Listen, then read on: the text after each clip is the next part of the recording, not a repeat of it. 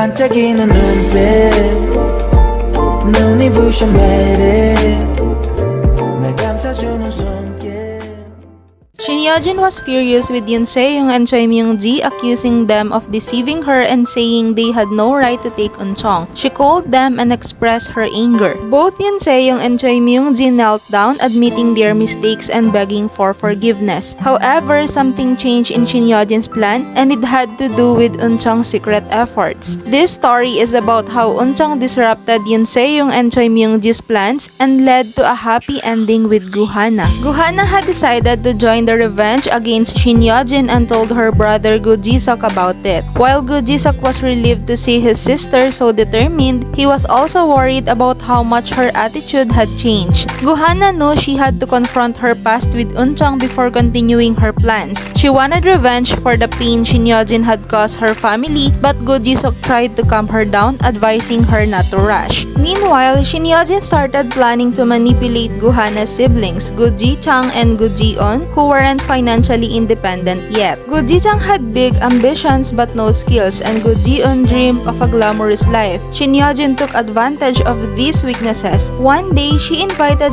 them to a fancy restaurant where Goo Ji-eun was amazed by the luxurious setting. Shin Yeo-jin told them that they deserved to live like this every day and offered to help them achieve their dreams. Business support for Goo Ji-chang and a fashion brand for Goo Ji-eun. She asked for just one favor in return, that they help her persuade Goo-hana to meet Eun-chong again, as she was struggling with her feelings. Goo Ji-chang and Goo Ji-eun were hesitant but eventually agreed, swayed by Shin Yeo-jin's promises. They started convincing Goo-hana to meet Eun-chong again, telling her how much Eun-chong missed her. Though Goo-hana was reluctant, she eventually agreed to see Eun-chong once more. Shin Yeo-jin watched from afar, pleased that her plan was working. Goo-hana met Eun-chong at the park where they used to share many memories. When Eun-chong ran up to her with a bright smile, Goo-hana's heart wavered, but she reminded herself of the decision she had to make. Eun-chong begged her not to push him away, saying he would be good, but Goo-hana refused to give in. She told Eun-chong to never come back, his heart breaking as she did so.